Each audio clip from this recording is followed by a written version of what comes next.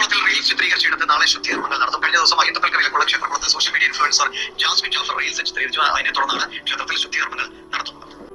കണ്ടോ, വളരെ നല്ല കാര്യം അല്ലേ? എന്തിനാണ് ഈ വെറുതെ വേണ്ടാത്ത പണിക്ക് പോണത്? എൻ്റെ പ്രിയമുള്ളവരെ, ഓരോ മതത്തിനും അതിൻ്റേതായിട്ടുള്ള നിയമങ്ങളും ആചാരങ്ങളും ഉണ്ടാകും. കഴിഞ്ഞ ദിവസം ജാസ്മിൻ ജാഫർ എന്ന് പറയുന്ന ഒരു സഹോദരി, ഇതൊക്കെ ഇവിടുന്ന് വന്നതാ, ബിഗ് ബോസിലൂടെ വന്നു അല്ലേ? എന്നിട്ട് സമൂഹത്തിൽ പല പേക്കൂത്തുകളും പലതും കാട്ടി ഹറാമിൻ്റെ കഥകളും ഒക്കെ പറഞ്ഞ് ഒരു സമയത്ത് ട്രെൻഡായി നിന്നു അല്ലേ? എന്നിട്ടിപ്പോൾ ഇതാ പരിപാടി, പൊട്ടിടുന്നു, അമ്പലക്കുളത്തിൽ പോയി സെറ്റിസായി എടുക്കുന്നു, അമ്പലക്കുളത്തിൽ പോയിട്ട് അവിടെ പോയിട്ട് റീൽസ് എടുക്കുന്നു. അതും എവിടെ? ഗുരുവായൂർ അമ്പലത്തിൽ. അമ്പലത്തിന് ചില നിയമങ്ങളുണ്ട്, ഓരോ മതത്തിന് ഓരോ നിയമങ്ങളുണ്ട്.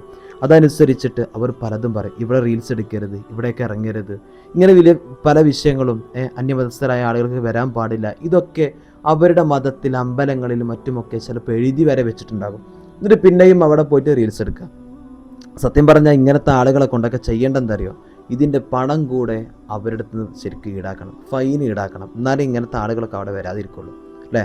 ഒന്ന് ആലോചിച്ച് നോക്കുന്നു എൻ്റെ പ്രിയമുള്ളവരെ, ആ സഹോദരിക്ക് എന്തായിരുന്നു അതിൻ്റെ ഒരു ആവശ്യം? എന്തായിരുന്നു അതിൻ്റെ സമൂഹത്തിൽ പബ്ലിസിറ്റി ലഭിക്കാൻ അല്ലേ? ഇപ്പോൾ സത്യം പറഞ്ഞാൽ ക്ഷേത്ര കമ്മിറ്റി അത് മാത്രമേ ചെയ്തിട്ടുള്ളൂ.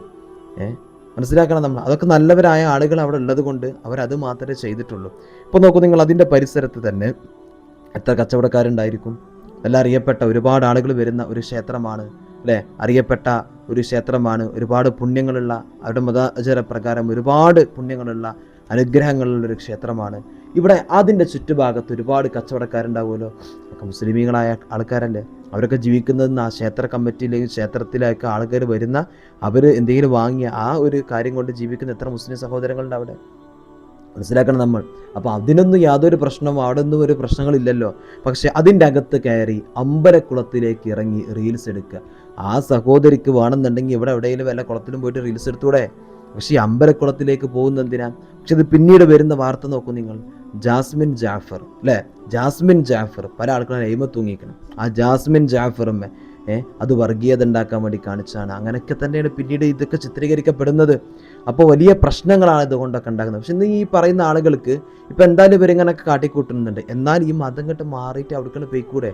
എന്നാൽ പിന്നെ കുഴപ്പമില്ലല്ലോ. ഈ മതത്തിൽ നിന്നെല്ലാം മാറിയിട്ട് ഈ ജാസ്മിൻ ജാഫറൊക്കെ ഒഴിവാക്കിയിട്ട് അങ്ങോട്ട് പോയിക്കൂടെ? അപ്പോൾ നോക്കുക നിങ്ങൾ, ആരിഫ് ഹുസൈൻ എന്നും ആരിഫ് ഹുസൈൻ എപ്പോഴും. കാരണം എന്താ?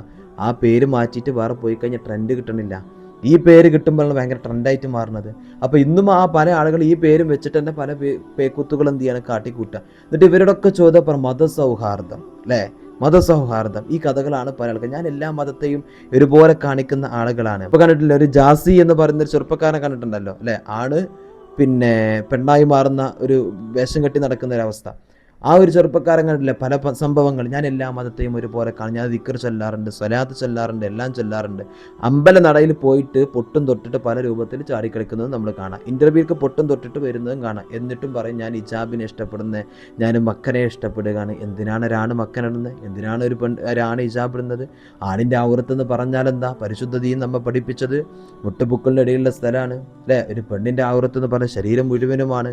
അതിലൊക്കെ ഒരുപാട് തെളിവുകൾ നമുക്ക് മുമ്പിലുണ്ട്, ഒരുപാട് അനുഭവങ്ങൾ പല ആളുകൾക്കുമുണ്ട് അല്ലേ? പരിശുദ്ധ ദീൻ എന്തുകൊണ്ടാണ് അത് പറഞ്ഞത് എന്നൊക്കെ. അപ്പോൾ നമ്മൾ മനസ്സിലാക്കുക, ഇങ്ങനത്തെ വിഷയങ്ങളൊക്കെ പല ആളുകളും ചെയ്യുമ്പോൾ നിങ്ങളൊക്കെ ഒരുപാട് പ്രശ്നങ്ങൾ നിങ്ങളുടെയൊക്കെ പ്രവർത്തനങ്ങളെ കൊണ്ടുണ്ടാകുന്നു.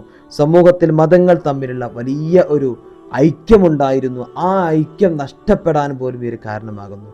നോക്കൂ, ആ വാർത്ത നിങ്ങൾ കേട്ടല്ലോ, ജാസ്മിൻ ജാഫർ ആ ഒരു കുളത്തിലിറങ്ങി റീൽ ചെയ്തത് കൊണ്ട് കുളം ഒന്ന് ശുദ്ധിയാക്കാൻ അല്ലേ?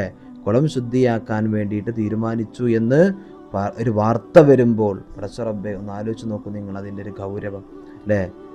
എന്തിനാപ്പം ഓരോ മതസ്ഥർക്ക് അവരുടേതായിട്ടുള്ള രീതികളുണ്ട്. അത് നമ്മൾ ഒരിക്കലും തന്നെ പറയാനോ അല്ലെങ്കിൽ അവിടേക്ക് അതിനെ എതിർത്തുകൊണ്ട് കടന്നു പോകാനോ നമുക്ക് അവകാശമല്ല.